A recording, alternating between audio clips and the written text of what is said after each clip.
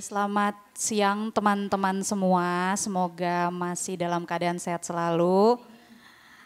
Jumat ini kembali lagi berjumpa di Kementerian PPPA. Hari ini panas banget, cuma terima kasih teman-teman sudah mau hadir. Perkenalkan saya Lia Hutasoid, hari ini akan memandu media talk kita pada hari ini. Seperti teman-teman sudah ketahui bersama ya, pemberitaan di media massa, video-video yang viral juga menunjukkan banyaknya kasus perundungan yang terjadi kepada adik-adik kita, teman-teman kita yang masih duduk di bangku sekolah. Nah, melihat hal tersebut, Media Talk hari ini memiliki tema yang berjudul Bersama Cegah Bullying di Sekolah dan Penuhi Hak Atas Pendidikan. Seperti kita ketahui ini jadi tugas kita bersama ya sebagai media massa dan juga kementerian yang memfasilitasi agar diskusi ini mungkin bisa menjadi pembelajaran bersama, menjadi bahan pemberitaan juga guna mengedukasi baik masyarakat di Indonesia dan juga mungkin adik-adik sendiri ya nanti bisa mengetahui sebenarnya dampak bullying itu seperti apa, dan kita mau tahu juga nih langkah-langkah dari pemerintah dalam menangani kasus perundungan itu seperti apa. Nah, pada hari ini kita mempunyai 3 narasumber. Namun di samping saya yang baru hadir secara langsung ada Ibu Amurwani Dwi Lestariningsih yang merupakan asisten deputi bidang pemenuhan hak anak atas kesehatan dan pendidikan Kementerian PPPA. Ini sudah ada pendidikannya gitu ya Bu, jadi temanya sangat tepat hari ini untuk Bu Amur. Dan selanjutnya sudah bergabung dari online ada Bapak Praptono. Selamat siang Pak. Selamat siang Mbak. Assalamualaikum warahmatullahi wabarakatuh. Pak Praptono merupakan Sekretaris Direktorat Jenderal Pendidikan Anak Usia Dini, Pendidikan Dasar, dan Pendidikan Menengah Kemendikbud. Teman-teman nanti disiapkan nih pertanyaannya buat Pak Praptono, apa saja sih yang mau teman-teman ketahui dari sisi pemerintah dan juga ranah pendidikan kepada anak-anak usia dini begitu. Lalu kita juga masih menunggu kehadiran dari Pak Agus Suripto yang merupakan Kasubdit Bina Keluarga Sakinah Direktorat Jenderal Bimbingan Masyarakat Islam Kemenak. Nah teman-teman, seperti kita ketahui nih kalau Kemendikbud bilangnya ini adalah 3 dosa besar dunia pendidikan. 3 dosa besar itu apa aja sih teman-teman? Nah itu ada perundungan salah satunya, kekerasan seksual dan intoleransi. Nah semoga dalam diskusi hari ini kita bisa sama-sama membenda, menjadikan ini sebagai bahan pemberitaan dan juga edukasi kepada masyarakat dan juga kepada adik-adik. Nah untuk memulai diskusi kita hari ini mungkin kita pertama dari Bu Amur dulu ya Bu, karena kita juga masih menunggu Pak Agus. Jadi saya persilahkan Bu Amur untuk menyampaikan paparannya. Terima kasih Mbak Lia. Bismillahirrahmanirrahim. Assalamualaikum warahmatullahi wabarakatuh. Pak Praptono yang kami hormati, teman-teman wartawan yang sudah hadir pada siang ini. Terima kasih atas perkenan hadirnya pada siang ini, juga Pak Praptono yang sudah menyempatkan untuk berkenan hadir pada kesempatan ini. Tadi Mbak Lia sudah menyampaikan isu yang marak pada dunia pendidikan ya, terutama yang terus semakin terbuka. Mungkin kalau dulu kita mendengar masalah perundungan tidak segencar saat ini karena salurannya mungkin belum terbuka pada seperti saat ini. Baik teman-teman, ada beberapa hal ya yang perlu kita cermati terkait dengan dunia pendidikan kita. Kita harus kembali kepada apa sih sebenarnya tujuan bangsa kita ketika kita akan menuju Indonesia layak anak ya tahun 2030 untuk menyongsong sumber daya manusia yang unggul dan sumber daya manusia emas di tahun 45. Tentu kita harus kembali mengingat bahwa Indonesia itu terbentuk dengan cita-cita yang sangat luhur, bahwa kita ingin melakukan suatu cita-cita untuk melindungi segenap bangsa Indonesia dan seluruh darah Indonesia. Tentu ini akan sudah dapat kita baca di preambul kita ya, di pembukaan preambul kita. Dan situ tertera bahwa Indonesia juga ingin memajukan kesejahteraan umum, mencerdaskan kehidupan bangsa, dan ikut melaksanakan ketertiban dunia. Nah, yang harus kita garis bawahi bahwa kita ingin menuju masyarakat yang adil dan sejahtera itu kalau seluruh SDM-nya mempunyai pendidikan yang cukup, mempunyai wawasan, pengetahuan yang tentu saja semuanya seimbang. Jadi dengan pengetahuan itulah kita akan menuju jembatan emas ya yang dicita-citakan di Founding Fathers kita untuk mewujudkan Indonesia layak anak, mewujudkan sumber daya manusia yang unggul pada tahun 45 itu. Nah, teman-teman tentu juga sudah melihat bahwa di dalam pasal 28B ayat 2 bahwa setiap anak itu berhak untuk berlangsung hidup ya, kemudian tumbuh, berkembang dan berhak untuk mendapatkan perlindungan dari kekerasan dan diskriminasi. Nah, artinya diskriminasi juga di dalam untuk mendapatkan akses pendidikannya, terutama untuk memajukan kesejahteraan umum dan mendapatkan kesejahteraan untuk pendidikannya itu sendiri. Nah, artinya juga bahwa tidak ada diskriminasi untuk mendapatkan pendidikan, tidak hanya untuk mereka yang kaya, tidak hanya untuk mereka yang ada di tengah kota, tetapi dia juga harus berada yang ada di pinggir, yang ada di daerah terluar, terjauh begitu ya. Dan dia juga harus tidak memandang apakah dia perempuan atau laki-laki, apakah dia yang mempunyai keistimewaan seperti juga teman-teman yang lainnya. Jadi tidak ada diskriminasi di dalam akses untuk mendapatkan pendidikan. Nah, tentu kalau kita melihat ya potret anak-anak kita di Indonesia ya tahun 2023 ini ada 79,4 juta anak yang nanti akan menjadi penerus bangsa ini ya, yang diharapkan mereka lah yang akan menjadi tumpuan ketika saya sudah selesai untuk bekerja, Pak Praptono juga sudah selesai untuk melaksanakan tugasnya. Anak-anak yang sekarang SMP, SMA, 10 tahun mendatang, 5 tahun mendatang itu mereka adalah tenaga-tenaga produktif yang harus bisa mempunyai selain penghasilan yang cukup, dia juga harus bisa bersaing secara global. Nah, untuk itu maka kita sebagai orang tua, sebagai negara wajib untuk melindungi dan memberikan hak-hak perlindungan kepada anak-anak kita. Oleh karena itu di dalam Undang-Undang Nomor 23 Tahun 2002 itu sudah disebutkan dan Indonesia sendiri sudah meratifikasi Konvensi Hak Anak Internasional di dalam Undang-Undang Nomor 36 Tahun 90 yang di dalam undang-undang itu juga disebutkan bahwa kita negara harus hadir untuk melindungi anak-anak kita, untuk memberikan menjamin pendidikannya. Nah, dan disinilah kita juga ingin perlindungan itu tidak hanya dalam arti fisik, tetapi juga perlindungan dalam sehat itu tidak fisik tapi sehat jiwa dan raga.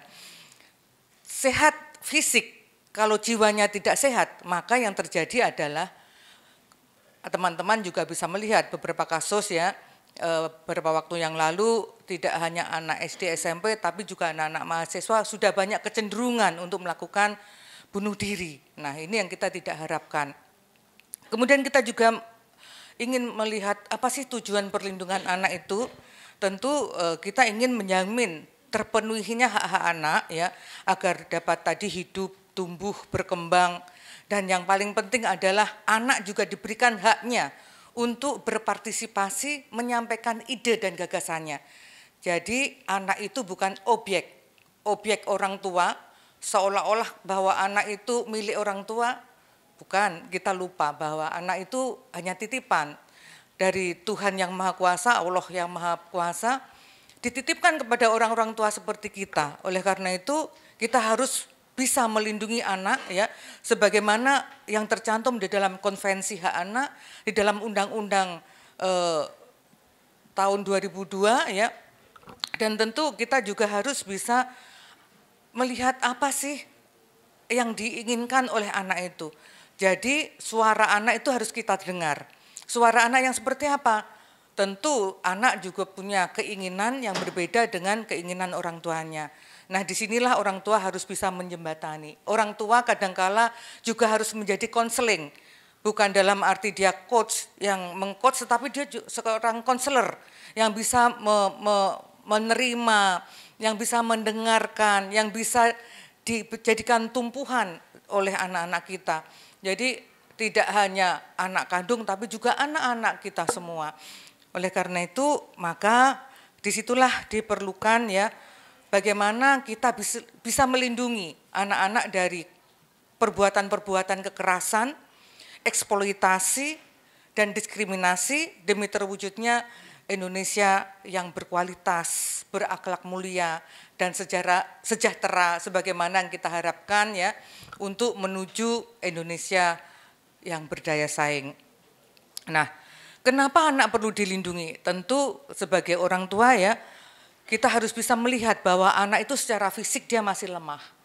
Dia masih belum stabil. Secara kejiwaan dia belum punya psikologi yang stabil, dia masih labil. Dan dia juga dalam proses perkembangan, pertumbuhan. Oleh karena itu, kenapa dia harus diberikan hak tumbuh kembangnya supaya anak bisa tumbuh secara optimal. Nah, anak sendiri yang harus kita lindungi itu tidak saja anak yang sudah lahir, tetapi juga anak-anak yang masih di dalam kandungan.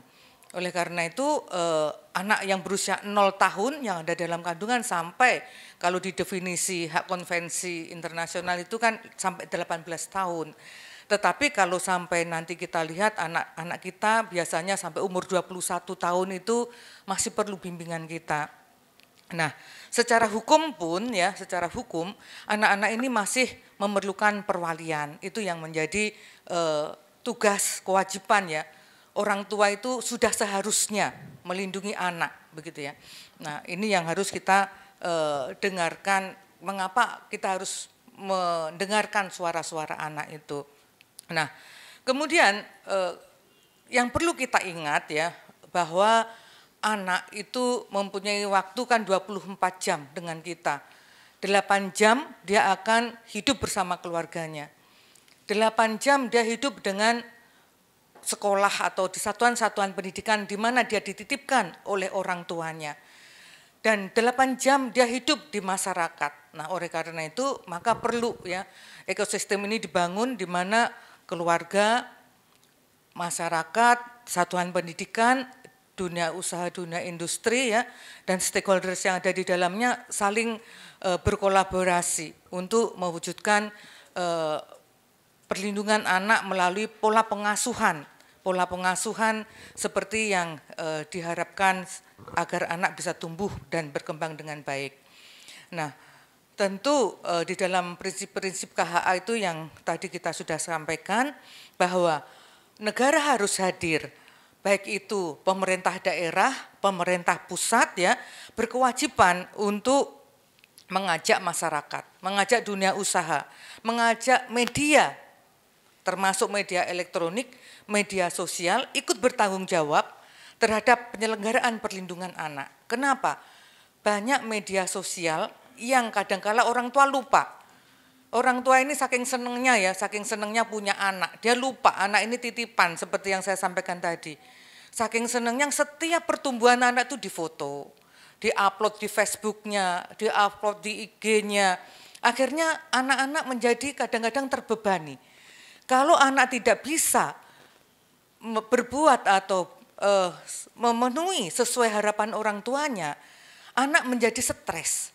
Nah, ini yang sering terjadi ketika orang tua kalau dia tidak meminta izin kepada anaknya untuk mengupload segala gerak-gerik anak ini dalam media sosialnya, ini sudah melanggar perlindungan anak. Jadi dia tidak mendengar suara anak.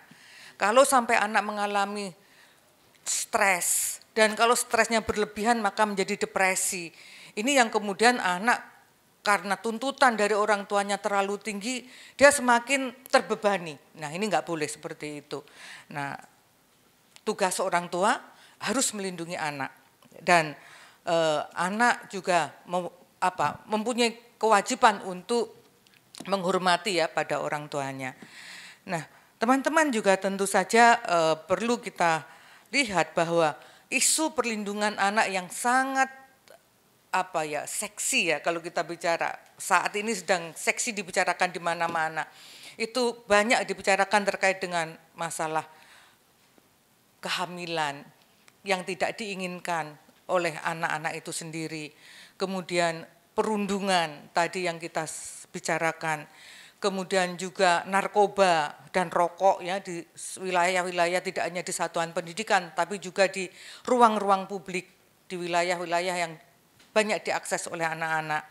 Kemudian juga adanya kekerasan di satuan-satuan pendidikan, baik itu di sekolah-sekolah formal maupun keagamaan. Kemudian juga angka putus sekolah yang tinggi pada anak-anak kita, dan juga masalah intoleransi, masalah radikalisme, tawuran antar pelajar, ini menjadi isu-isu yang banyak kita bicarakan pada akhir-akhir ini. Beberapa gambaran yang kemarin juga mungkin trending ya, masalah di Cilacap ya, kemudian masalah kemarin di Petukangan Jakarta Selatan. Nah ini seharusnya tidak terjadi kalau guru di satuan pendidikan, orang tua di rumah itu mempunyai pola pengasuhan terhadap anaknya dan tahu perubahan-perubahan perilaku dari setiap apa yang dilakukan oleh anak-anak. Jadi sudah seharusnya orang tua di rumah itu memahami secara kejiwaan apa yang sedang dialami oleh anaknya. Di sekolahan, guru ataupun kepala sekolah ataupun guru BK, guru kelas itu juga harus tahu apa yang terjadi pada anak-anak didiknya. Oleh karena itu orang tua itu juga harus bisa menjadi konselor bagi anaknya, guru juga harus bisa menjadi konselor bagi siswa-siswa didiknya. Nah, ini yang kita harapkan sehingga tidak terjadi tekanan-tekanan kejiwaan pada anak. Kemudian kita juga melihat bagaimana tumbuh terus ya tindakan-tindakan kekerasan itu, kalau kita lihat data pada saat ini semakin meningkat. Jadi fakta yang terlihat ya, teman-teman bisa melihat nanti di survei nasional pengalaman hidup anak dan remaja, data tahun 2021 itu memperlihatkan bahwa lebih banyak anak perempuan yang mengalami kekerasan dibandingkan anak laki-laki. Kita bisa melihat tahun 2021 ya, ada 62,31% anak perempuan mendapatkan perlakuan kekerasan dan 28,31% terjadi pada anak laki-laki. Nah, 4 dari 10 anak perempuan dan 3 dari 10 anak laki-laki ini berusia 13 sampai 17 tahun. Tentu saja ini yang tidak kita inginkan ya, karena kalau ini terus-menerus terjadi kepada anak-anak kita, maka bagaimana kita akan mewujudkan sumber daya manusia yang unggul? Pengalaman hidup dia masa kecil saja itu tidak enak. Bagaimana dia akan bisa menjadi orang-orang yang bijak untuk kedepannya ya, kalau dengan pengalaman yang selalu tidak menyenangkan seperti itu. Nah, kemudian sumber Simfoni tahun 2022 itu juga menyebutkan bahwa kekerasan terhadap anak-anak itu seringkali di dunia pendidikan itu dilakukan oleh orang-orang yang ada di sekitar mereka, guru, kepala sekolah, tenaga-tenaga cleaning service begitu ya, apa itu namanya. Mereka yang ada di dalam itu atau teman-teman dekat mereka.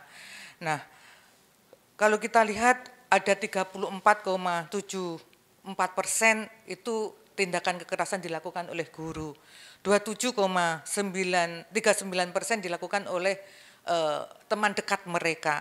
Dan ini yang artinya apa? Artinya bahwa mereka adalah orang-orang yang terdekat yang melakukan tindakan-tindakan kekerasan itu terhadap anak-anak yang seharusnya mendapat perlindungan. Jadi kalau kita lihat di Simfoni tahun 2022 ada 16.106 kasus kekerasan yang terjadi pada anak-anak kita. Dan 13.515 itu terjadi pada anak-anak perempuan, 4.126 itu terjadi pada anak laki-laki. Jadi jumlah ini sangat besar. Kalau ini bisa kita cegah, kita akan benar-benar bisa mengharapkan anak-anak ini bisa tumbuh secara optimal. Jadi bagaimana nanti kita akan berkolaborasi ya dengan baik itu Kemenak, baik itu dengan Kemendikbudristek. Nah, kekerasan anak itu juga banyak korban-korban fisik juga ya. Ada 48,6% itu kekerasan secara fisik diterima oleh anak-anak kita. Kemudian 54,3% itu kekerasan seksual. Ini data dari Simfoni tahun 2022. Nah, tentu saja kita ingin mengurangi korban-korban itu dengan melibatkan banyak ekosistem kita.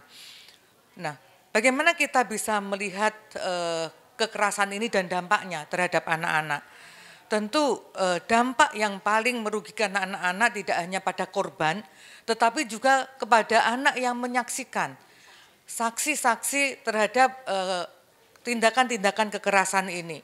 Misalkan bagi korban sendiri, dia akan merasa bahwa secara emosional ini akan terganggu. Kemudian prestasi mereka juga akan menurun.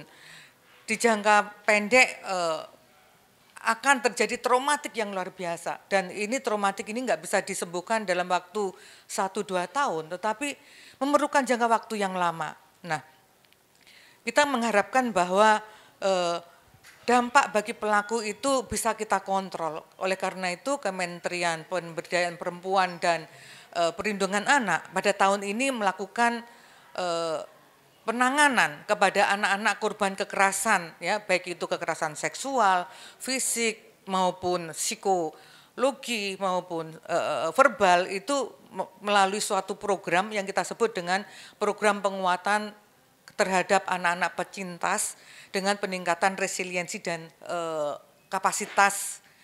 peningkatan kapasitas anak, ya. Ada 865 yang tahun ini akan kita dampingi mereka dari anak-anak yang tertimpa sebagai korban kekerasan itu sendiri. Nah, kemudian bagi mereka yang menyaksikan dari tindakan kekerasan ini memang tidak secara langsung, tetapi mereka juga akan mempunyai trauma tersendiri terhadap korban-korban ini. Dan seringkali mereka berasumsi bahwa perilaku yang diterima secara sosial ini akan mendorong mereka untuk, kalau tidak mereka menarik diri, mereka ikut untuk melakukan. Nah, ini yang kita cegah supaya bagaimana mereka tidak ikut melakukan itu.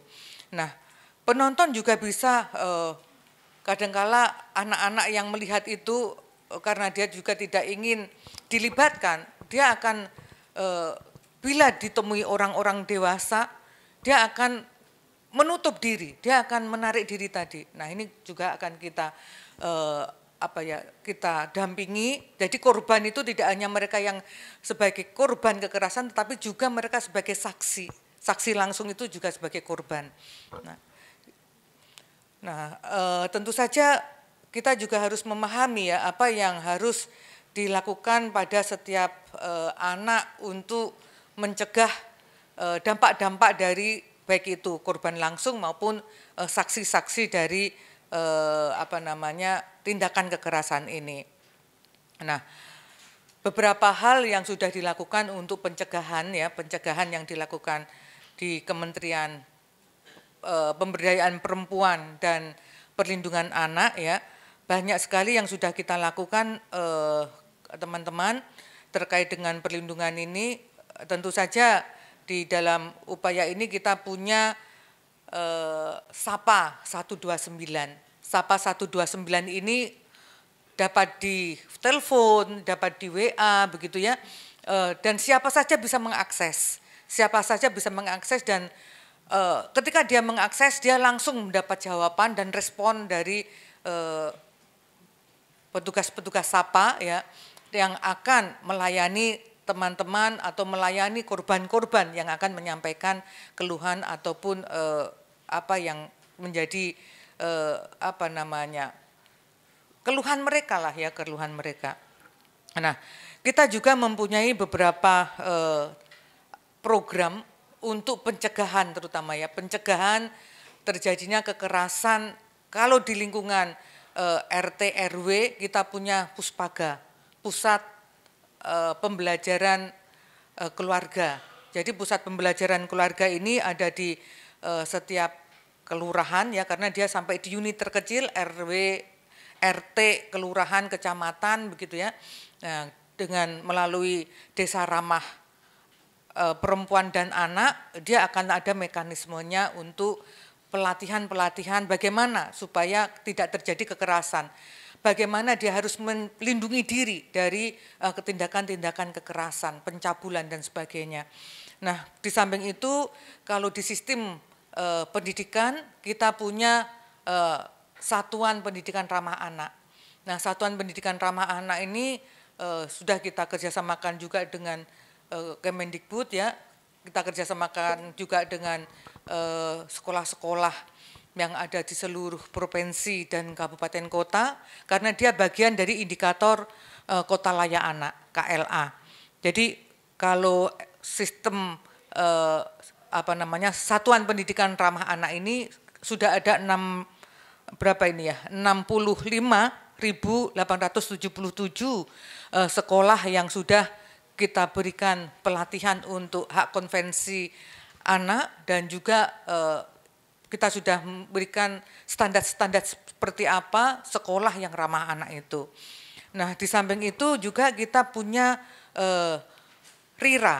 RIRA itu sebuah program yang menyentuh kepada rumah-rumah ibadah, jadi rumah-rumah ibadah ramah anak.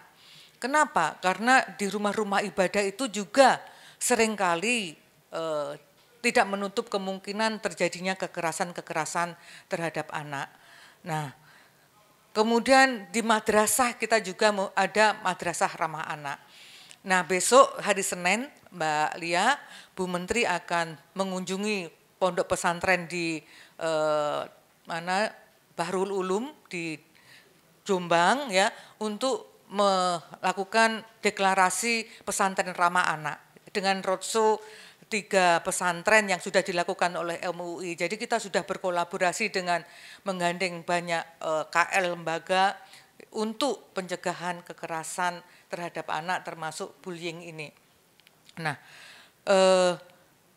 kemudian kita juga ingin bahwa dengan prinsip-prinsip non-diskriminasi itu kita juga menginginkan bahwa di mana saja, baik itu di keluarga, di sekolah, di pesantren, di masyarakat secara area publik, itu juga ada standar-standar ya, standar-standar sarana-sarana seperti apa sih yang ramah anak itu. Jadi kita sudah tidak hanya di sekolah, tapi seluruh ini juga sudah kita lakukan untuk pencegahan supaya tidak terjadi kasus-kasus perundungan. Nah, tentu saja kami mohon kepada teman-teman wartawan ya, supaya juga memberikan informasi, tentu saja informasi-informasi yang bisa mengedukasi masyarakat, yang juga bisa memberikan kepada masyarakat pengetahuan, mana sih yang boleh, mana yang tidak. Kadang-kadang kita itu terlalu baik hati. Jadi karena terlalu baik hati itu nggak enak, sering nggak enak hati gitu ya. Kalau ngomong ini nggak boleh loh. Padahal itu yang perlu kita lakukan. Ini nggak boleh, ini boleh. Nah, itu yang seringkali norma, standar yang seringkali dilupakan oleh masyarakat seperti itu. Nah, mungkin itu Mbak Lia yang dapat kami sampaikan. Mungkin nanti teman-teman wartawan bisa lebih banyak kita berdialog. Terima kasih. Assalamualaikum warahmatullahi wabarakatuh. Baik, terima kasih Bu Amur. Tadi sudah dijelaskan juga ya, 79,4 juta anak Indonesia. Kita punya banyak sekali generasi penerus bangsa yang Nanti mungkin bisa menggantikan Bu Amur duduk di sini, menggantikan saya duduk di sini, berdialog lagi tentang bagaimana menceritakan cita-cita masa depan anak-anak Indonesia, serta salah satunya juga mungkin salah satu beban anak menjadi pelaku kekerasan adalah ekspektasi dari orang tua ya Bu gitu. Jadi memang tanggung jawab kita bersama karena kita sebagai orang tua, masyarakat juga punya hak dan punya kewajiban untuk melindungi anak-anak kita supaya bisa menjadi generasi penerus bangsa yang luar biasa. Nah, terima kasih Bu Amur atas penjelasannya. Nanti mungkin teman-teman ini kita diskusi interaktif saja. Nanti kalau ada yang mau bertanya nggak apa-apa, disiapkan dulu pertanyaannya. Nah, selanjutnya kita juga mau dengar nih perspektif dari Kemendikbud karena memang satuan pendidikan ini ada yang di bawah Kemendikbud dan juga ada yang di bawah Kemenak. Selanjutnya kita dengar paparan dari Pak Praptomno yang merupakan Sekretaris Direktorat Jenderal Pendidikan Anak Usia Dini, Pendidikan Dasar dan Pendidikan Menengah Kemendikbud. Halo Pak Praptono. Halo, selamat siang Mbak Lia. Siang Pak, terakhir saya ikut diskusi Bapak, ada pembahasan menarik Pak. Dikatakan bahwa 24,4% siswa itu berpotensi alami perundungan. Mungkin nanti Bapak bisa bantu jelaskan juga ke teman-teman kalau wah ternyata besar sekali ya potensi adik-adik ini untuk mendapatkan perundungan dan mungkin setelah jadi korban malah berpotensi menjadi pelaku begitu Pak. Baik Pak Praptono, silakan waktu dan tempatnya dipersilahkan Pak. Terima kasih Mbak Lia, terima kasih Bu Amurwani. Bismillahirrahmanirrahim. Assalamualaikum warahmatullahi wabarakatuh. Baik teman-teman media, dan mohon saya dibantu share screen-nya.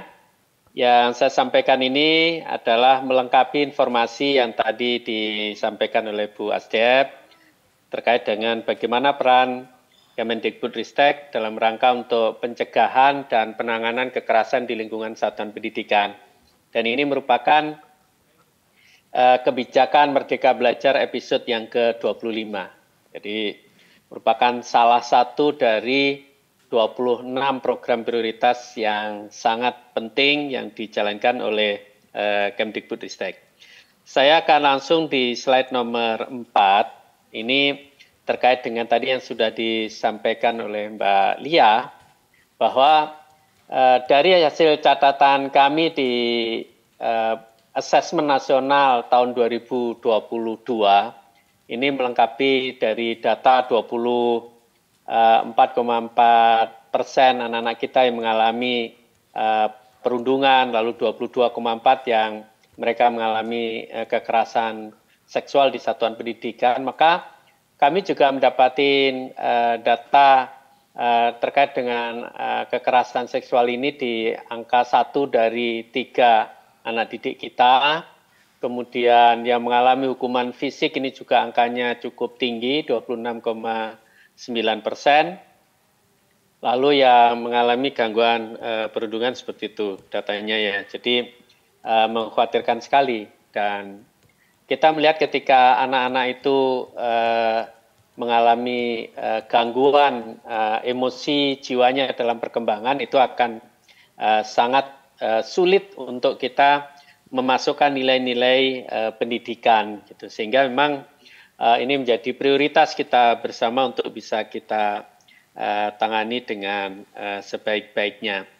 Dan untuk itulah maka Kemendikbudristek merasa perlu untuk melakukan penyempurnaan terhadap regulasi yang ada dari regulasi-regulasi sebelumnya.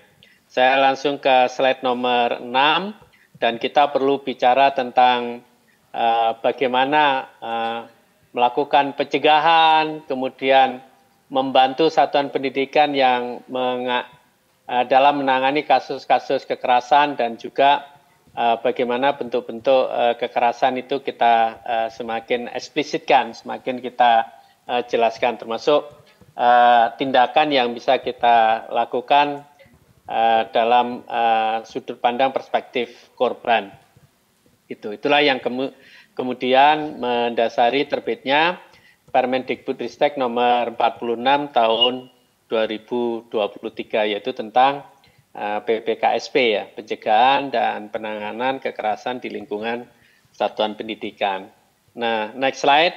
Dengan regulasi ini semakin melengkapi bagaimana kita menjalankan Undang-Undang Perlindungan Anak, kemudian PP Perlindungan Khusus bagi Anak, dan Permendikbud nomor 46 tahun 2023 ini menjadi penyempurnaan dari Permendikbud tahun 82 nomor 82 tahun 2015.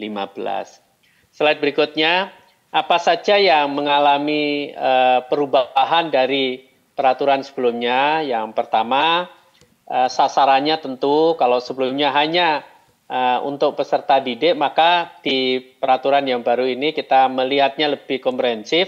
Jadi dari peserta didik, pendidik, dan tenaga kependidikan itu menjadi fokus pencegahan dan penanganan kekerasan ya. Karena sekarang ini dalam kejadian di masyarakat itu banyak kita temukan guru mengalami kekerasan yang dilakukan oleh anak, yang dilakukan oleh orang tua gitu, sehingga memang pendidik juga perlu untuk mendapatkan perlindungan. Lalu secara definisi ini dibuat lebih jelas dan bentuk-bentuk rinci kekerasan yang mungkin terjadi. Nanti ada 6 jenis kekerasan yang diatur di dalam peraturan ini. Lalu tim dan satuan tugas ini juga dibuat sampai di tingkat satuan pendidikan dan itu diatur lebih rinci, bahkan ada batasan waktu di mana tim PPKSP ini harus terbentuk di tingkat PAUD, kapan harus tuntas, kemudian di tingkat pendidikan dasar dan pendidikan menengah kapan harus sudah bisa direalisasikan. Lalu mekanisme pencegahannya juga dibuat lebih terstruktur dengan penjelasan peran dari masing-masing aktor secara lebih jelas, kemudian bagaimana alur dan koordinasi penanganan mulai dari satuan pendidikan, kemudian pemerintah daerah dan sampai di Kemendikbud Ristek. Sehingga kalau kita lihat kasus-kasus yang muncul akhir-akhir ini, satu kejadian di satu satuan pendidikan, maka kita berkolaborasi untuk bisa melakukan penanganan secara lebih cepat. Slide berikutnya, ini mengatur tentang sasaran peraturan ini ya, dari mulai peserta didik, pendidik, tenaga kependidikan ini termasuk kepala sekolah, warga sekolah gitu, sampai cakupan penanganan kekerasan itu juga di dalam satuan pendidikan, di luar satuan pendidikan, dan bagaimana pelibatan kalau itu lebih dari satuan pendidikan. Saya mau langsung masuk di slide yang nomor 10. Di sini yang memberikan rincian dari bentuk-bentuk kekerasan ya. Ya, jadi di regulasi ini mengatur bentuk-bentuk dari mulai kekerasan fisik, kekerasan psikis, perundungan, kekerasan seksual, diskriminasi dan intoleransi, bahkan kebijakan-kebijakan yang mengandung kekerasan ya. Sebagaimana kita tahu ya, jadi ada kekerasan yang sifatnya fisik, verbal, non-verbal maupun juga melalui media. Bapak Ibu yang saya hormati, di slide berikutnya ini memberikan gambaran apa itu kekerasan fisik, kekerasan psikis, dan bentuk-bentuk kekerasan yang terjadi ya. Jadi kekerasan fisik itu dilakukan dengan kontak fisik, baik menggunakan alat bantu atau tanpa alat bantu. Sementara kalau kekerasan psikis dilakukan tanpa kontak fisik, tetapi berisi tindakan-tindakan merendahkan, menghina, menakuti, atau membuat perasaan tidak nyaman. Nah, ketika kemudian kekerasan fisik dan atau psikis itu dilakukan berulang dan ada relasi kuasa, maka itu masuk pada kategori kekerasan yang ketiga, yaitu perundungan. Lalu di slide berikutnya bicara tentang kekerasan seksual. Nah, itu adalah tindakan merendahkan, menghina, melecehkan dan atau menyerang yang objeknya adalah tubuh dan atau fungsi reproduksi seseorang ya. Meskipun itu dengan dalih candaan itu tetap tidak diperbolehkan kalau itu membuat si sasaran menjadi sangat tidak nyaman. Kemudian diskriminasi dan intoleransi ini pembedaan, pengecualian, pembatasan atau peralihan atas dasar atau pemilihan atas dasar identitas suku, agama, kepercayaan, ras, warna kulit, dan seterusnya sampai pada mental, sensorik, dan fisik. Nah lalu bagaimana kebijakan yang mengandung kekerasan, ini sering kita temukan, next slide, dalam kebijakan-kebijakan di daerah, di sekolah yang bentuknya bisa dalam bentuk surat keputusan, surat edaran, nota dinas, imbauan, instruksi maupun pedoman-pedoman yang lain. Nah, Bapak Ibu yang saya hormati, saya mau langsung lanjut ke slide yang nomor 16 ya.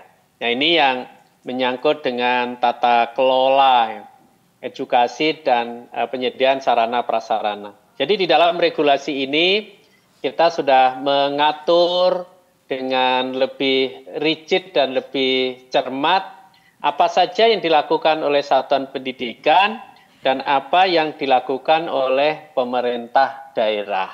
Nah, di tingkat satuan pendidikan dalam kaitan dengan penguatan tata kelola, maka satuan pendidikan itu membuat tata tertib dan program, menerapkan pembelajaran tanpa kekerasan, membentuk tim pencegahan dan penanganan kekerasan, dan lalu yang penting untuk diperhatikan ya bagaimana melibatkan orang tua ataupun wali dari kegiatan pencegahan dan penanganan kekerasan ini. Lalu di aspek edukasi itu sosialisasi dan kampanye serta melaksanakan pendidikan penguatan karakter.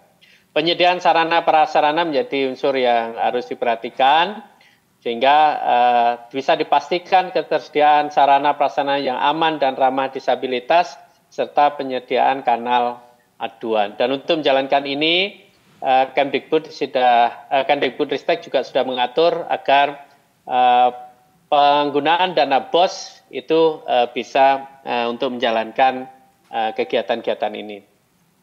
Nah, sedangkan kalau di pemerintah daerah, ini tidak terlepas dari fungsinya sebagai pembina pendidikan, maka mereka, para dinas itu dituntut untuk menyusun dan menetapkan peraturan kepala daerah tentang PPKSP ini, dorongan untuk mengalokasikan anggaran, memfasilitasi dan membina satuan pendidikan, dan membentuk satgas ya, di tingkat daerah ya di kabupaten kota maupun provinsi dan pelibatan masyarakat. Dalam konteks ini Kemdikbudristek juga bekerja sama dengan Kemendagri, ini khusus bicara tentang 3 dosa besar pendidikan ini, dan direncanakan di akhir Oktober nanti itu akan ada forum bersama antara Mendikbudristek dengan Menteri Dalam Negeri.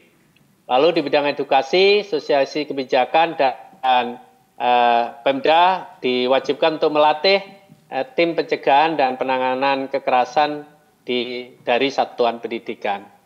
Nah, kemudian dari aspek penyediaan sarana dan prasarana ini juga Pemda harus mendorong dengan APBD, dengan pengusulan DAK fisik untuk bisa mendukung program ini. Nah, satu lagi di slide yang terakhir, ini terkait dengan batasan waktunya, slide berikutnya, maka kita mentargetkan terkait dengan TPPK dan Satgas ini untuk jenjang PAUD, itu targetnya 1 tahun ke depan ini harus sudah bisa terlaksana di seluruh satuan pendidikan.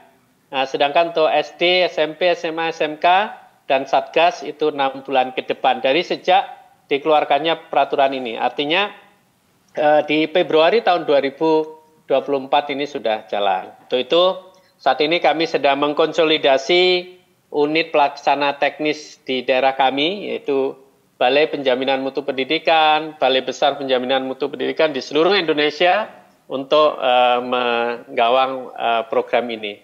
Nah, saya ingin juga sampaikan di luar isu ini yang juga menjadi kebutuhan untuk kita antisipasi itu juga yang terkait dengan judi online ya. Kami berkolaborasi dengan Kemenko PMK juga senyampang seiring sejalan dengan isu kekerasan ini juga kami ingin bersama-sama untuk mencegah judi online yang sudah banyak juga mengganggu anak-anak didik kita di SMA dan di SMK. Saya kira itu Mbak Lia beberapa hal dalam 20 menit yang bisa kami paparkan untuk memancing diskusi atau tanya jawab lebih lanjut. Ya, terima kasih. Assalamualaikum warahmatullahi wabarakatuh. Siap, terima kasih Pak Praptono atas paparannya tadi. Tadi juga sudah dijelaskan bahwa Permendikbudristek yang baru nih yang nomor 46 memang mengarahkan agar satuan pendidikan membuat satuan tugas. Itu kan penanganannya, nanti mungkin kita bisa tanya lagi ke Pak Praptono. Sedia payung sebelum hujannya gimana nih? Apakah nanti ada pengembangan edukasi kepada anak-anak supaya bisa belajar pencegahan bullying, mengenal bullying seperti apa dan lain-lainnya. Nah, teman-teman sudah hadir bersama kita, Pak Agus Suryo Suripto sudah hadir bersama kita. Nanti mungkin Bapak bisa langsung maju. Bapak merupakan Kasubdit Bina Keluarga Sakinah Direktorat Jenderal Bimbingan Masyarakat Islam Kemenak. Selamat datang Pak Agus. Nah teman-teman, karena kan memang satuan pendidikan, kita juga bicara tentang satuan pendidikan yang ada di bawah Kemendikbud dan juga Kemenak. Nah untuk melihat perspektif dari Kemenak, ada Bapak Agus yang merupakan Kasubdit Bina Keluarga Sakinah Direktorat Jenderal Bimbingan Masyarakat Islam Kemenak yang akan memberikan paparan terkait dengan isu yang kita bahas hari ini. Pak Agus sehat hari ini Pak? Alhamdulillah. Iya siap, perkenalkan saya Lia Pak yang akan memimpin acara hari ini. Mungkin Pak Agus ada paparan yang ingin disampaikan, silakan Pak, waktu dan tempat dipersilahkan. Assalamualaikum warahmatullahi wabarakatuh. Selamat siang, salam sejahtera untuk kita semuanya. Salam, Om Swastiastu, Namo Buddhaya, salam kebajikan. Yang terhormat para narasumber, Mbak Lia dan teman-teman wartawan sekalian yang saya hormati, merupakan sebuah kehormatan ketika kami diundang Kementerian PPPA untuk berbicara masalah bullying. Karena bagaimanapun juga kita merasa ngeri di hampir setiap saat di media elektronik kita melihat sekali anak-anak kita ya yang menjadi korban bullying atau bahkan bisa jadi menjadi pelaku bullying. Ini tentu bukan hanya tanggung jawab Kementerian PPPA, tetapi juga tanggung jawab kita bersama. Bukan hanya pemerintah saja, tetapi juga saya yakin teman-teman wartawan juga mempunyai sense of crisis, bahwa tentu kita prihatin bersama-sama melihat anak-anak kita itu kalau bisa dikatakan sedemikian dalam tanda petik nakal begitu ya. Nakal pada zaman saya sekolah itu beda sekali dengan nakalnya anak-anak sekarang. Nah, yang kemudian menjadi titik pangkal dari akar permasalahan itu apa? Tidak ada anak yang tidak dilahirkan dari sebuah keluarga.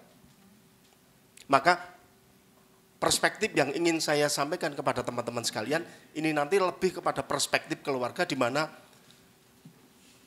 sekolah itu menjadi lingkungan yang harus mempunyai treatment untuk memberikan asesmen kepada anak-anak, bukan hanya soal kognitif saja.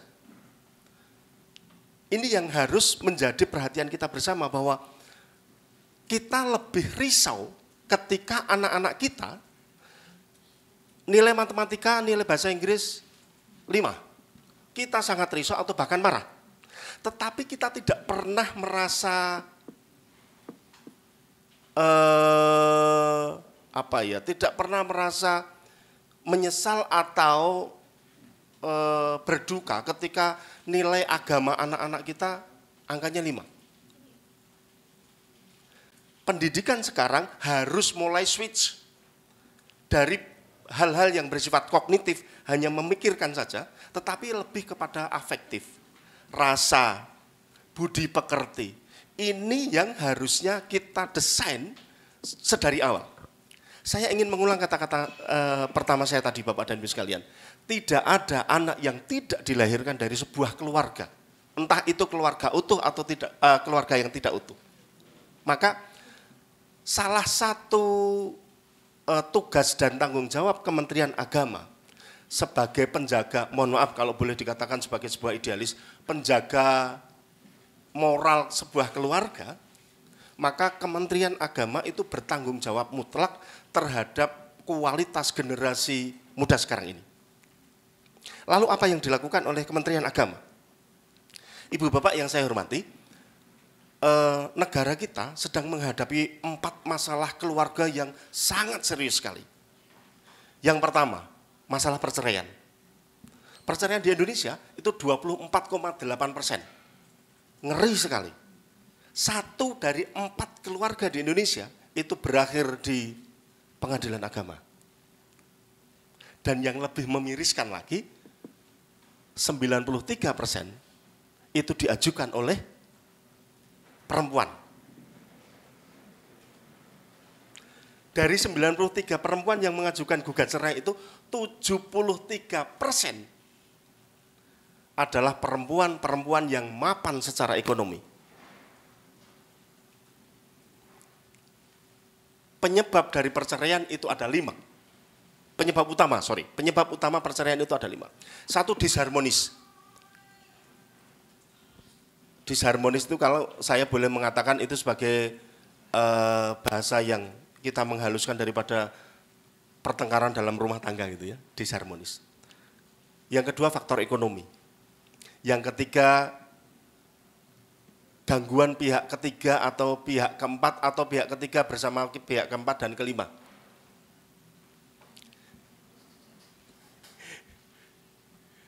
Kemudian yang penyebab keempat adalah moral. Moral itu berjudi dan sebagainya, mabuk-mabukan begitu. Kemudian yang faktor yang kelima adalah faktor lainnya. Nah, penyebab pertama disharmonis itu penyebabnya adalah ekonomi, gangguan pihak ketiga, moral dan sebagainya. Ini yang kalau bahasa Inggrisnya bulet Bapak dan Ibu sekalian. Penyebab ini bulet. Jadi disharmonis itu karena penyebabnya ya karena suaminya mohon maaf penghasilannya kurang lebih tinggi istri begitu, sehingga kemudian karena tuntutan kebutuhan zaman sehingga banyak sekali yang harus diselesaikan, cekcoklah kemudian berakhir dengan pengadilan agama. Permasalahan keluarga yang kedua Bapak dan Ibu sekalian adalah efek dari perceraian. Apa itu? Perkawinan anak. Indonesia itu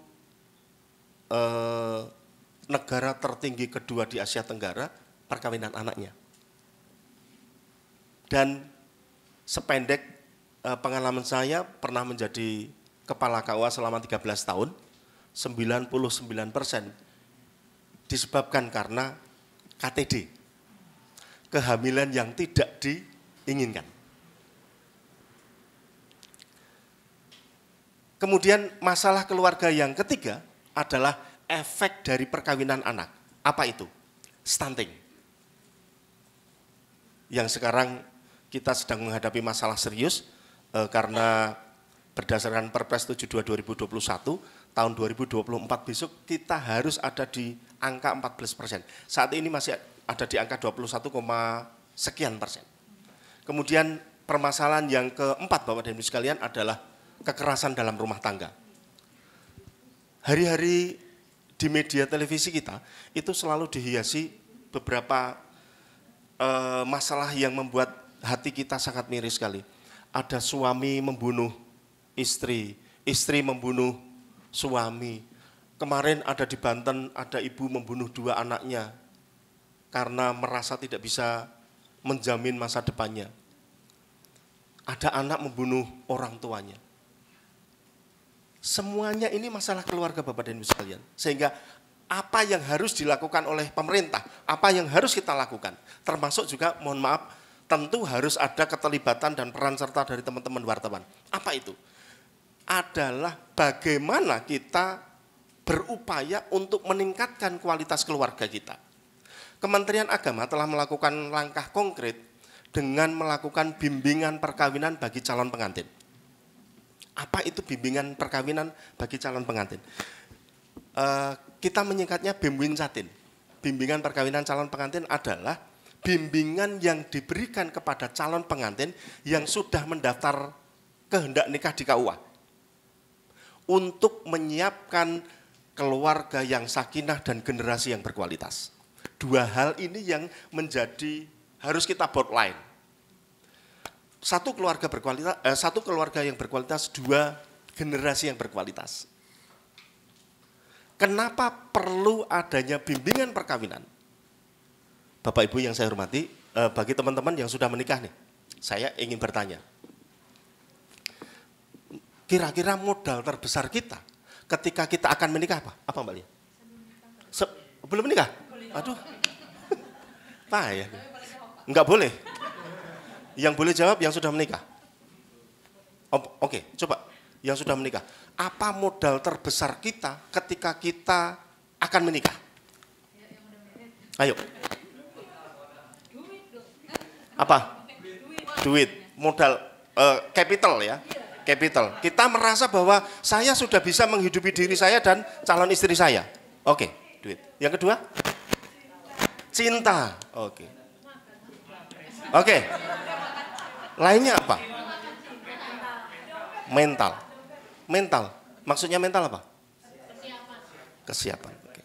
Pertanyaan saya, apakah teman-teman sekalian ada yang mempunyai bekal merencanakan generasi berkualitas dan rumah tangga yang sakinah?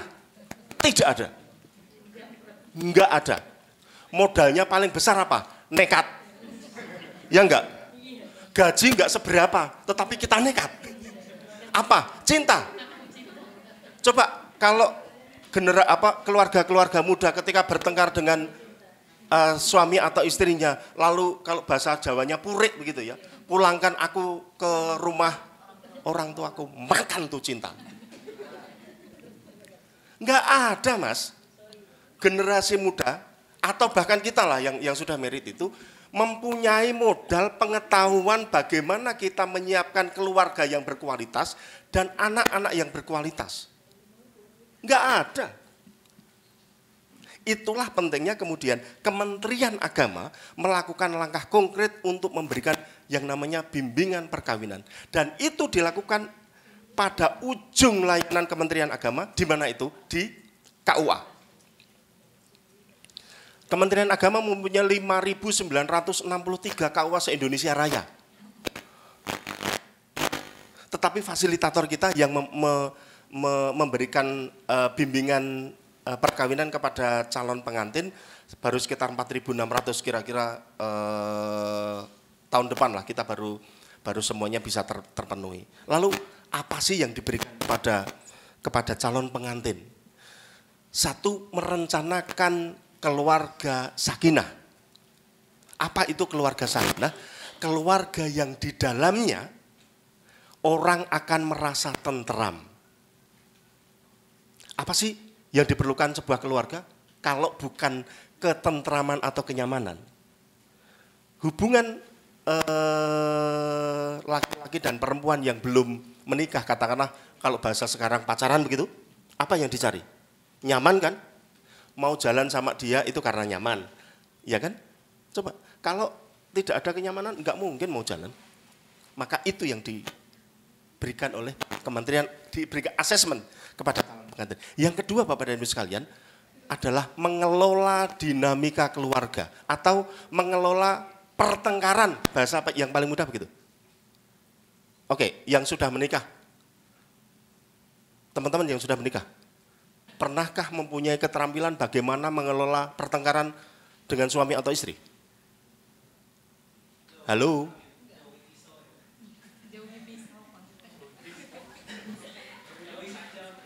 Oh gitu ya, jangan bicara soal kekerasan dong Mas. Hampir semua bahkan kita, izin Ibu. Punyakah kita keterampilan untuk mengelola pertengkaran dengan suami dan istri sehingga kemudian pertengkarannya ya bertengkar itu wajar lah, tetapi ya jangan lama-lama kan begitu. Padahal rumusnya simpel Bapak dan Ibu sekalian. Rumusnya itu hanya satu. Kalau suami marah, istri diam. Kalau istri marah, suami kok kabur? Suami jangan kabur dong. Suami diam.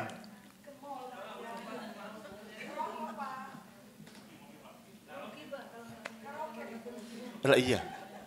Itu rumusnya. Kalau suami marah, istri, loh, ini pelajaran berharga loh Bapak dan Ibu sekalian. Ini 4 SKS loh ini loh. Jadi kalau suami marah, istrinya diam. Kalau istri marah, suami diam. Teori. Oke, sekarang kita lihat. Ibu-ibu yang mempunyai anak balita 2 atau 3 begitu. Bisa dibayangkan kan kalau rumah itu ada balita 2 atau 3, kayak apa bentuk rumah kita? Berantakan, pasti. Pagi diberesin, siang sudah berantakan. Siang diberesin, sore sudah berantakan. Kira-kira capek enggak? Jadi istri setiap hari beresin popok, beresin mainan anak-anak, nyuapin, segala macam. Oke, punya pembantu. Meskipun punya pembantu Bapak dan Ibu sekalian, kalau seandainya rumah berantakan begitu ya, lalu suami sore datang melihat rumah berantakan, suami marah, kira-kira Ibu marah enggak? Itu dia. Padahal teorinya kalau suami marah, istri diam. Enggak bisa Pak. Itu pentingnya keterampilan mengelola dinamika dalam keluarga. Rumusnya sederhana. Suami marah, istri diam, istri marah, suami diam. Pengetahuan, keterampilan bagaimana mengelola dinamika keluarga itu yang paling penting sehingga kemudian apa Bapak dan Ibu sekalian, ketika kita bisa mengelola keluarga dengan benar, maka generasi-generasi yang kita lahirkan itu adalah generasi yang berkualitas, yang tidak stunting, yang mempunyai akhlak yang baik, yang mempunyai kasih sayang sesama manusia, empati kepada manusia, kepada sesama manusia, menghormati kepada sesama manusia, tidak ada lagi istilah apa ya? Kalau dulu namanya bukan bullying, garap-garapan begitu ya. Itu jauh dari hal-hal yang seperti itu. Karena apa? Karena orang tuanya itu memberikan best practice, contoh yang baik. Bagaimana relasi bermartabat antara suami dan istri itu dilakukan oleh kedua orang tuanya. Sayangnya kita yang sebagai orang tua itu kan sering sekali hal-hal yang kadang-kadang sepele karena beban pekerjaan di kantor, lingkungan, target yang tinggi sekali itu sehingga kemudian emosi kita gampang sekali memuncak. Padahal Bapak dan Ibu sekalian, di bimbingan perkawinan itu ada sesi namanya deposito cinta. Apa itu deposito cinta? Deposito cinta itu adalah bagaimana cara memupuk cinta, bagaimana membuat pasangan kita itu semakin cinta pada kita. Pengen tahu enggak? Sedikit saja ya, deposito cinta itu sederhana. Apa yang kita sukai dan apa yang disukai oleh pasangan, apa yang tidak disukai pasangan, apa yang kita sukai, apa yang kita sukai dan apa yang tidak disukai oleh pasangan. Simple. Kita ingin sekali bahwa rumah tangga kita harmonis atau kita dicintai oleh suami atau istri kita. Caranya yang kadang-kadang kita belum mengetahui. Padahal sederhana sekali. Apa yang disukai oleh istri kita maka kita harus support. Atau sebaliknya, apa yang disukai oleh suami, maka istri itu harus support. Pertanyaannya sederhana. Kira-kira apa yang paling disukai oleh ibu-ibu? Nge-mall, shopping, iya. perempuan itu kan paling suka ibu-ibu ya, ibu-ibu itu kan paling suka shopping. Maka bapak-bapak itu kalau disuruh ngantar istri belanja, maka dampingilah istri kita, bukan istri ya, istri kita, sorry, istri kita. Banyaknya bapak-bapak itu kan ketika diminta untuk ngantar belanja, ya sudah, sana belanja, gue nunggu di sini nih sambil main HP, kan gitu. Coba kalau suami itu ngantar istrinya belanja dengan mendorong dengan mendorong kereta belanja itu so sweet sekali lah. Itu. Ibu-ibu sukanya shopping, maka ya diajak shopping ke mall gitu. Tangannya digandeng, yang gandengnya yang kenceng gitu loh. Supaya nggak ngambil tas Donini apa kan gitu. Demikian juga sebaliknya, Bapak dan Ibu sekalian. Bapaknya suka misalnya piara burung begitu. Alangkah bahagianya bapak-bapak, semakin cinta bapak-bapak ketika ibu-ibu itu ke pasar begitu, dibelikan dong extra fooding, kroto atau jangkrik atau apa, kan nggak susah kan, hanya sambil lewat gitu. Tetapi apakah ada di antara kita yang melakukan itu? Ada, tetapi jarang begitu ya. Tahu istrinya suka anggrek, ketika ada tugas ke Bandung, ke Bogor, dibawakan kayak anggrek begitu. Kira-kira ibu-ibu makin cinta nggak sama suami? Makin cinta lah. Kira-kira itu Bapak dan Ibu sekalian. Terakhir, program Kementerian Agama yang kedua adalah bimbingan remaja usia sekolah atau BRUS.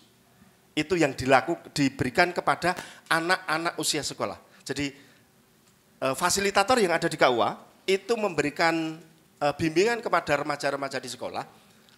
Materinya ada 2, materi penurunan stunting dan cegah bullying.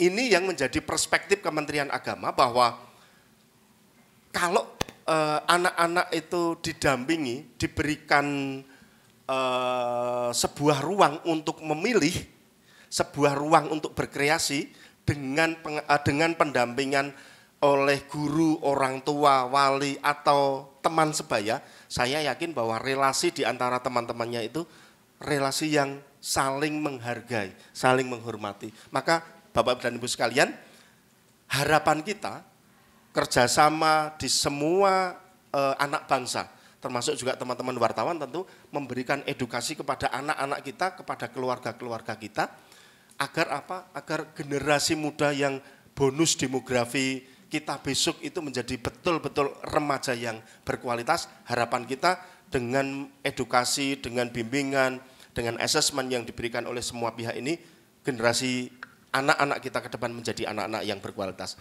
Terima kasih. Assalamualaikum warahmatullahi wabarakatuh. Baik, terima kasih Pak Agus. Tadi juga sudah dijelaskan kalau ternyata keluarga juga punya banyak dampak ya Pak untuk tumbuh kembangnya anak begitu. Nah, tadi kita sudah dengarkan paparan dari 3 narasumber kita. Nah, saat ini aku berikan kesempatan untuk teman-teman yang mau bertanya terkait dengan isu bullying yang sedang santer dibicarakan hari ini. Mungkin ada yang mau bertanya teman-teman? Oke. Oke, selamat sore, terima kasih. Ini mungkin saya lebih ke diskusi ya Bu, jadi kalau ada saya salah mohon dikoreksi juga. Yang pertama untuk Bu Amurwani, ini kan memang bullying menjadi fenomena gunung es ya Bu, tapi kalau untuk fisik, terutama untuk yang psikis begitu. Kalau fisik mungkin ada buktinya kekerasan begitu. Nah ini belakangan kan memang yang banyak adalah bullying pada fisik begitu. Baik itu dilakukan oleh siswa ke guru dan juga sebaliknya. Nah ini untuk yang siswa sendiri di pendidikan ini kan kebanyakan memang di bawah umur begitu. Ini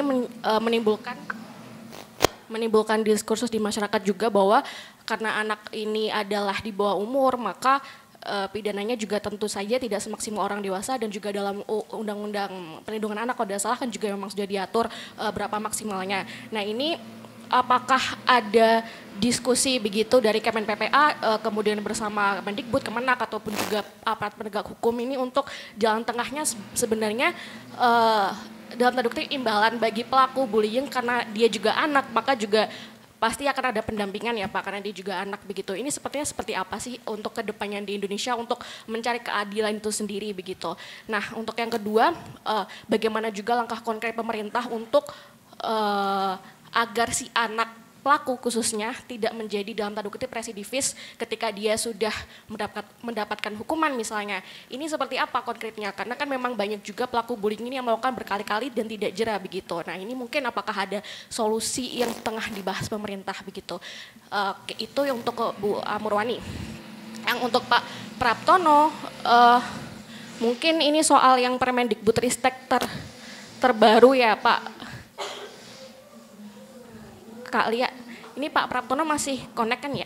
Halo Pak Praptono, masih ada di Zoom kan ya? Betul Bu. Oh iya, Silakan. siapa? Ini ada pertanyaan untuk Bapak ya? Ya, Ya. Pak Praptono Mesti izin, ini ngerti. kan untuk Permendikbudristek terbaru yang baru keluar Agustus kemarin itu kan dinilai P2G hanya sebagai macan di kertas begitu, karena data rapor iklim keamanan di sekolah itu kan menurun per September begitu Pak. Nah ini kendalanya apa begitu? Apakah memang waktunya yang kurang karena baru, atau juga di tingkat pendidikan terutama di Dinkes atau satuan pendidikan di masing-masing wilayah itu masih belum all out begitu untuk memberikan sosialisasi. Nah yang terakhir untuk juga Pak Praptono dan Pak Agus mungkin ini saya belum tahu ya sudah atau belum, atau perlu tidak sih bahwa pencegahan anti bullying ini perlu dimasukkan dalam kurikulum, baik itu dari tingkat terbawah begitu, itu sudahkah ataukah memang akan ke sana arahnya?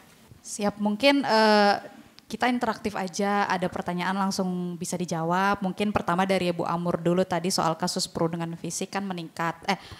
Tapi salah satunya psikis juga itu kan tidak terlihat gitu loh Bu. Nah ada diskusi nggak nih dari pemerintah termasuk juga soal UU SPPA yang terkait anak dipidana begitu Bu? Terima kasih Mbak Lia, Mbak Haina. Ya, memang sebenarnya Kementerian KPPA bersama-sama juga dengan Kemendikbud pada saat menyusun Permendikbud 46 2023 itu kita sudah membicarakan terkait apa yang mesti kita lakukan sebagai pemerintah untuk melindungi anak-anak kita terhadap pertama, kalau secara psikis ya, secara psikis memang nggak kelihatan, tetapi dia sangat membekas pada anak-anak. Apa yang kita sebut dengan emotional abuse ya, kemudian ada psychological abuse ya. Ini yang tentu ini yang kita jaga. Oleh karena itu kenapa kekerasan di dalam Permendikbud 46 ini yang Pak Praptono nanti mungkin bisa menambahkan ya, itu cakupannya masuk kepada yang psikis itu. Nah, seperti apa yang psikis itu? Sebenarnya kadangkala kita tidak menyadari bahwa kita itu sudah melakukan psychological abuse ya. Misalkan seperti ini, ketika kita anak-anak itu kan kadang-kadang dia pengen didengarkan. Ketika dia punya masalah, dia kadang-kadang ingin cerita kepada orang tuanya, kepada gurunya begitu ya. Nah, sebagai orang tua, karena kadang tadi Pak Agus menyampaikan pekerjaan kita itu kadang-kadang banyak, di kantor banyak kerjaan, di rumah nanti masih bersih-bersih rumah, beres-beres. Ketika anak ingin cerita itu, entar dulu lah, entar, seolah-olah dia tidak, bukan bagian dari yang harus kita dengarkan. Padahal dia banyak sekali mendapatkan perlakuan-perlakuan secara psikologis tidak menyenangkan. Misalkan begini, ketika di sekolah, dia oleh temannya dia sudah dibilang, hei gendut. Kadang-kadang itu saja kadang-kadang tidak enak. Kadang-kadang kalau maaf ya ini, babon gitu. Siapa yang mau disebut babon? Itu luar biasa. Kalau dia berulang-ulang dilakukan itu mendepres begitu kuat ke anak ya. Secara psikologis dia akan tertanam pengalaman-pengalaman yang tidak menyenangkan itu. Nah oleh karena itu pengalaman yang tidak menyenangkan ini kalau lama-lama dipendam, lama-lama disendiri, dinikmati ya, dialami sendiri, dipecahkan sendiri. Anak ini kan masih labil. Secara psikologi dia kan belum stabil, orang dewasa saja kalau enggak kuat dia juga depresi kan begitu. Nah, oleh karena itu psychological abuse itu kekerasan fisik, psikis itu sebenarnya lebih kejam daripada fisik. Kenapa? Kalau fisik ya memar kelihatan, patah dia kelihatan. Ketika kekerasan mental yang terkena, jiwanya robek, itu susah sekali dilakukan perbaikannya. Dan memori itu merekam begitu kuat. Kebetulan saya meneliti tentang ini ya, kaitan perilaku seseorang dengan pengalaman masa lalunya itu sangat signifikan. Ketika dia mendapatkan perlakuan yang tidak menyenangkan, maka dia akan melakukan perbuatan yang sama kepada orang lain. Kalau dia tidak bisa ditangani dengan baik, ya. Nah, oleh karena itu, kenapa di dalam kemarin KPPA bersama-sama dengan Kemendikbud ya, ketika menyusun Permendikbud 46 itu, bahwa siapapun pelaku kekerasan, baik itu secara psikis, fisik kepada anak-anak ya terutama, maka tidak bisa ditoleransi. Kekerasan itu tidak bisa ditoleransi, artinya hukumannya harus dihukum benar gitu ya. Apalagi kalau dia pegawai negeri ya, nanti Pak Praptono akan bisa menyampaikan lebih banyak ya. Dia akan harus dicopot dengan tidak hormat, diberhentikan dengan tidak hormat terkait hal-hal yang menyangkut itu. Seorang guru, seorang orang tua yang seharusnya melakukan perlindungan terhadap anaknya, terhadap peserta didiknya, memberi rasa aman, memberi rasa nyaman ya sebagai pelindung, tetapi dia sebagai pelaku. Nah, ini kan tidak dibenarkan untuk itu. Nah, ini yang nanti harus mendapatkan, jadi tidak ada toleransi untuk kekerasan-kekerasan seperti ini. Oleh karena itu Kemendikbud kemarin juga sudah Pak Praptono nanti akan menjawab ini ya dengan satuan-satuan satgasnya. KPPA membuat program-program berkolaborasi dengan Kemenak, dengan Kemendikbud, dengan Kemensos juga ya, terkait dengan sekolah ramah anak, pesantren ramah anak, madrasah ramah anak. Kemudian untuk penanganannya yang sudah korban ya, yang sudah korban itu ada rehabilitasinya nanti dari Kemensos. Kita bekerja sama dengan Kemensos. Nah, tapi kadang-kadang kan ini yang kita sadari bahwa karena keterbatasan dana dan sebagainya, itu yang kemudian KPPA melanjutkan program mereka yang belum tuntas secara psikis ya. Yang tadi saya sampaikan ada 865, sekarang ini sedang kita lakukan pendampingan terhadap korban-korban kekerasan, baik itu kekerasan fisik, seksual, psikis, verbal ya, itu kita lakukan pendampingan di seluruh Indonesia.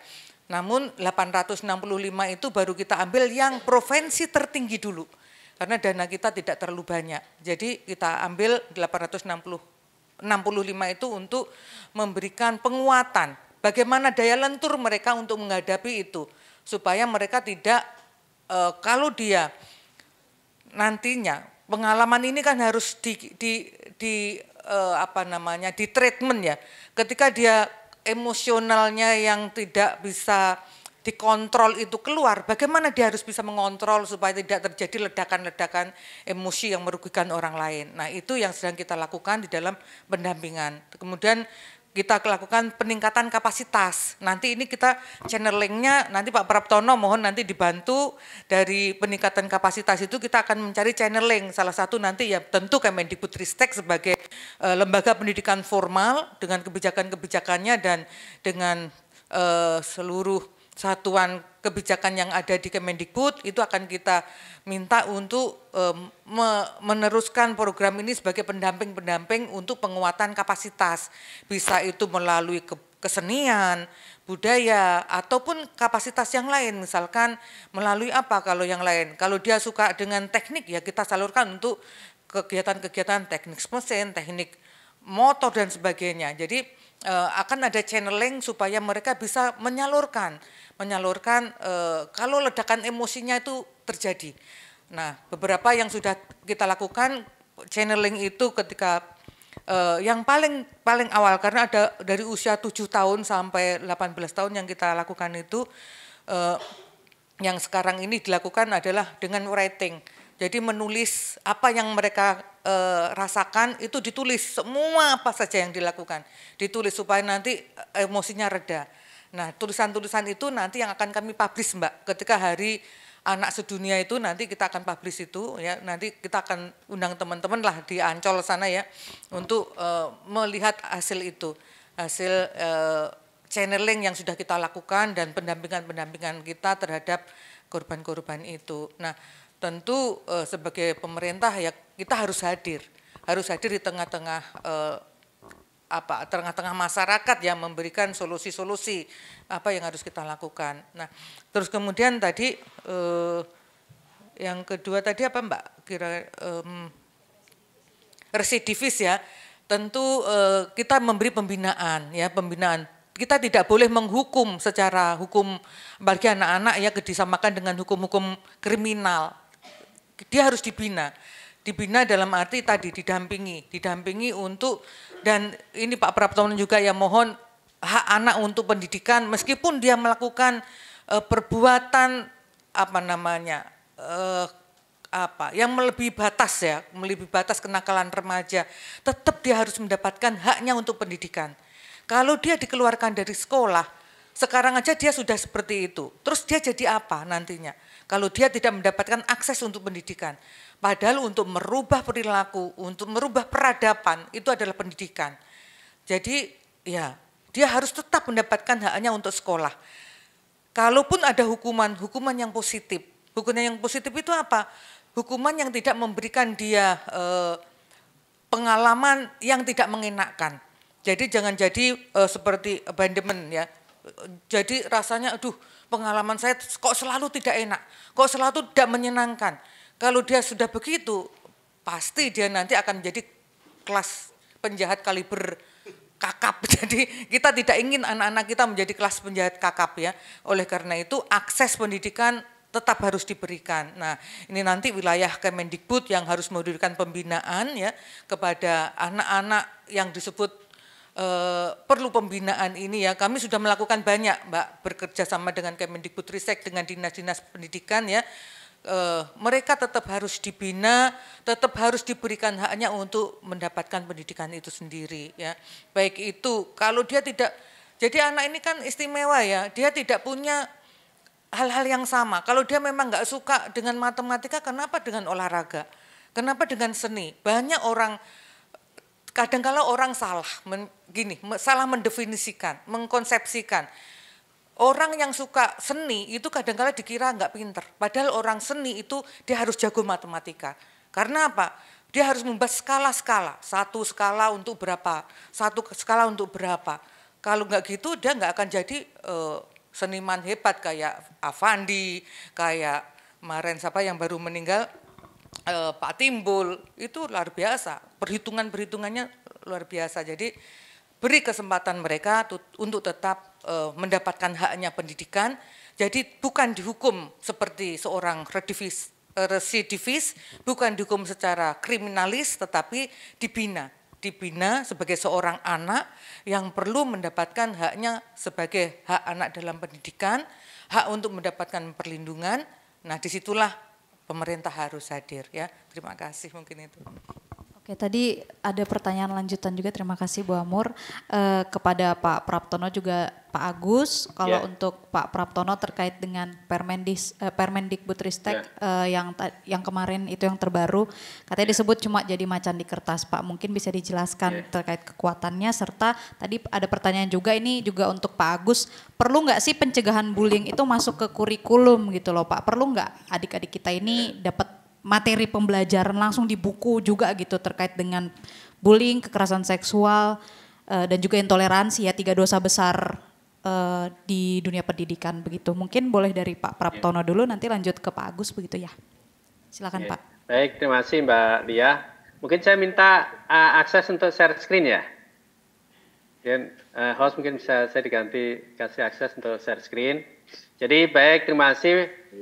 Munculnya Permendikbudristek nomor 46 ini memang kita menyadari betul bahwa kita perlu membuat langkah-langkah yang lebih konkret dan kita mengatur peran dari setiap stakeholder ini sampai ke level yang terendah.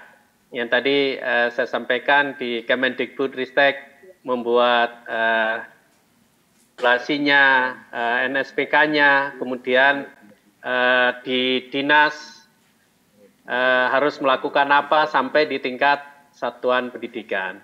Nah, itu yang melatar belakangi munculnya Permendikbudristek itu. Nah, lalu seberapa jauh Permendikbudristek itu akan kita jalankan? Yang jelas bahwa dengan perundungan, kekerasan, dan intoleransi ini menjadi paket kebijakan episode ke-25. Ini menandakan bahwa isu ini menjadi isu prioritas penting di Kemdikbudristek, dan perlu saya sampaikan bahwa dari sisi pencegahan perundungan ini sudah banyak capaian-capaian yang dilakukan.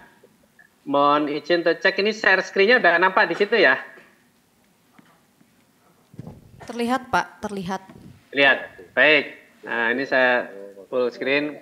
Jadi di tahun 2023 ini melalui bimbingan teknis program Roots Indonesia ini sudah ada 2.750 satuan pendidikan dengan 180 orang fasilitator tingkat nasional ini disegarkan. Ini yang kita harapkan bisa menjadi champion-champion dari program perundungan ini. Kemudian juga sudah dibuat program Roots Mandiri melalui portal Merdeka Mengajar. Kemudian capaian yang lain sudah ada 9.122 sekolah dengan 16.000 fasilitator guru pada jenjang SMP, SMA, dan SMK. Ini untuk mendapatkan kampanye terkait dengan anti perundungan, dan ini melibatkan 66.901 siswa. Kemudian juga tingkat sebarannya ini juga sudah sangat merata dari mulai Aceh sampai di Papua tingkat sebarannya, dan 34,14% sekolah yang dijangkau Roots ini telah menindaklanjuti dengan membentuk tim pencegahan kekerasan TPPK. Kemudian 16,55% mereka mengadaptasi Roots di dalam kegiatan ekstrakurikuler yang berkelanjutan. Kemudian juga di 32,4% di sekolah itu juga sudah membuat SOP bagaimana pelaporan kekerasan itu dilakukan. Kemudian kampanye anti perundungan ini juga terus digencarkan melalui webinar-webinar, kemudian penyebaran perangkat campaign melalui podcast yang melibatkan BPMP, dan ini dilakukan secara nasional.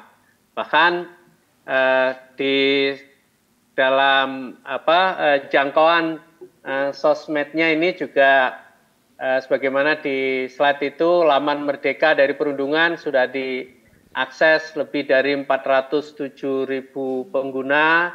Kemudian di platform Merdeka Mengajar ini juga ada materi pelatihan, dan itu juga sudah digunakan oleh 76.000 lebih guru untuk mempelajari. Kemudian di berbagai macam laman, ada yang dikelola oleh di laman Puspika, kemudian di media sosial Puspika ini juga banyak sekali saluran-saluran informasi yang digunakan untuk melakukan kampanye anti perundungan ini. Kemudian ini data-data capaian di kampanye anti perundungan sejak tahun 2020. Ini media sosmed yang terkait dengan penguatan kampanye, penguatan karakter, ini juga sudah diunduh lebih dari 8,8 juta kali. Kemudian sebanyak 92,58% peserta didik SMP, SMA, SMK mampu memahami pesan yang terkandung dalam konten anti perundungan dan sebagainya. Nah, pertanyaan berikutnya, apakah ini sudah dirasa cukup? Tentu tidak. Sebagaimana tadi disampaikan, saya sampaikan bahwa sampai dengan di bulan Februari 2024 kami itu punya target, punya milestone kerja kita bahwa seluruh satuan pendidikan ini harus terbentuk tim pencegahan dan penanganan kekerasan dan juga di Pemda-Pemda, sehingga memang kita mendorong advokasi yang dilakukan oleh UPT kami terkait dengan hal ini. Saya sepakat dengan yang disampaikan oleh Bu Amurwani tadi, bahwa karena ini seringkali pelakunya itu anak di bawah umur, dan layanan pendidikan tetap menjadi prioritas, karena kalau anak yang sudah berbuat tidak baik ini kemudian dia juga tercabut dari hak pendidikan, maka masalah anak tersebut tidak akan terselesaikan dan dia cenderung akan menjadi berbuat untuk hal yang sama, bahkan lebih besar lagi. Nah, harapannya tentu dengan pendidikan ini anak menyadari akan kesalahannya dan bisa diperbaiki. Dan yang lebih penting lagi ini di pihak korban ya, di pihak korban. Dan dalam konteks ini tidak ada kata pihak korban harus tetap terlindungi, gitu.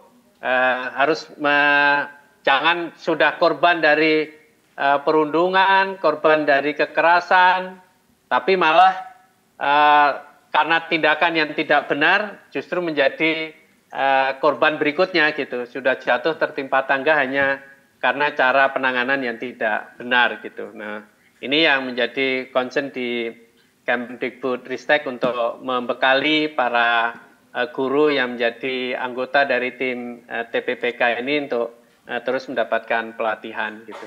Ya, jadi kalaupun ini saat ini belum mencapai hasil yang diinginkan, tapi Permendikbud nomor 46 ini menjadi senjata yang sangat legal, memberikan daya dorong yang sangat kuat kepada sekolah dan juga Pemda untuk sama-sama berkolaborasi mencegah dan menangani kekerasan ini.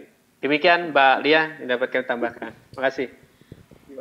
Terkait ini Pak, perlu atau tidaknya hal-hal seperti perundungan ini masuk dalam materi begitu Pak? Mungkin pendapatnya. Oh ya, pasti Mbak. Jadi kami sudah masukkan materi perundungan ini dalam modul-modul pelatihan yang kami berikan di platform Merdeka Mengajar. Kemudian dengan proses dengan implementasi kurikulum Merdeka, di mana kita menerapkan pembelajaran yang integratif dengan profil pelajar Pancasila, pembelajaran berbasis proyek, ini menjadi konten yang terpadu dan terintegrasi. Dan perundungan ini menjadi bagian penting dari cara kita untuk membangun karakter yang kuat dari para peserta didik kita. Ya, jadi masuk di bagian yang terintegratif dalam kurikulum pembelajaran kita, Mbak Lia dan Bapak Ibu sekalian. Oke, baik. Siap, terima kasih Pak Praptono. Melanjutkan pertanyaan yang serupa juga kepada Pak Agus, mungkin bisa dibantu dijawab terkait dengan pencegahan bullying dalam kurikulum sekolah begitu Pak. Baik, perspektif Kementerian Agama itu bukan hanya pada kasus bullying dan perundungan saja. Tetapi kita menghadapi masalah yang juga serius, perkawinan anak. Maka di beberapa kali rapat dengan Kemenko PMK, saya sudah mengusulkan bahwa materi keluarga berkualitas itu harus dimasukkan di dalam kurikulum bahkan sejak anak-anak. Jadi bukan hanya di tingkatan SMP atau SMA, bahkan di tingkat anak-anak itu harus mulai dikenalkan itu. Dan pelajarannya saya kira kalau tadi yang disampaikan oleh Pak Praptono, mata pelajaran sekarang itu kan tematik gitu kan. Kan sebetulnya di semua pelajaran, materi kasih sayang kepada sesama, hormat menghormati, kemudian berbakti kepada orang tua itu gampang diterapkan. Misalnya pada pelajaran matematika. Kalau dulu ketika zaman saya kecil itu kan ini Budi, ini Ibu Budi, ini sederhana sekali. Ibu pergi ke pasar bersama Budi dan Wati. Ibu membeli 10 apel diberikan kepada Budi dan Wati misalnya. Ketika menyeberang Wati menggandeng tangan Budi, misalkan begitu. Pelajaran-pelajaran seperti itu sudah menumbuhkan karakter anak untuk empati, menumbuhkan kasih sayang kepada sesamanya.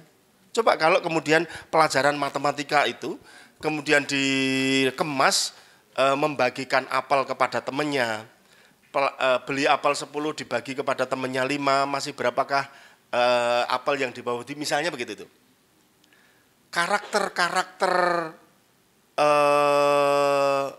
kalau di dalam konsep agama rahmatan lil alamin itu harus dikenal, harus ditanamkan kepada anak-anak sejak dari dini. Jadi bukan hanya, kalau perspektif Kementerian Agama ya, itu bukan hanya soal perundungan dan bullying, tetapi bagaimana cinta kasih kepada teman, berbakti kepada orang tua itu ditanamkan sedini mungkin, sehingga kalau itu sudah ditanamkan bukan hanya perundungan dan bullying, tetapi juga bagaimana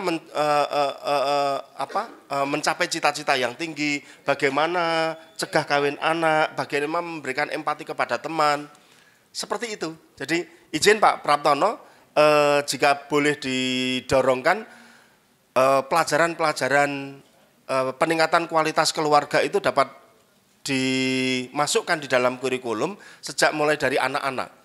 Harapan kita ketika anak-anak itu sudah diajarkan karakter-karakter empati kepada sesama begitu, hormat menghormati, kasih sayang. Saya kira masalah negara ini bukan hanya soal perundungan dan bullying anak-anak saja, bisa jadi pada masa-masa yang akan datang akan muncul masalah-masalah tadi. Nah, ini rumah besarnya adalah bagaimana kita membentuk karakter anak melalui pelajaran-pelajaran yang bersifat afektif, bukan hanya kognitif saja.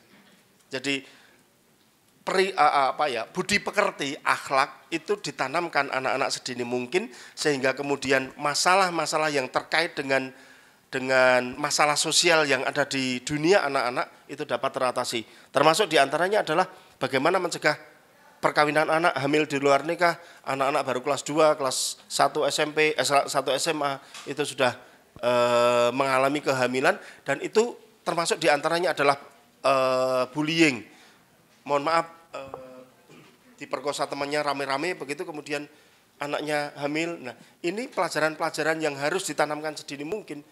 Bukan hanya soal perundungan, tetapi akhlak yang mulia, budi pekerti itu yang harus ditanamkan. Kira-kira itu Mbak Lihat.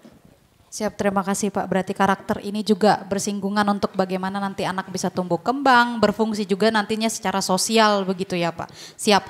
Teman-teman, karena memang waktunya sudah cukup terbatas gitu ya, kita akhiri Media Talk hari ini. Saya mengucapkan terima kasih banyak pada Pak Agus, Bu Amur, dan juga Pak Praptono yang sudah hadir secara daring. Semoga nanti kita bisa kembali berdiskusi lagi.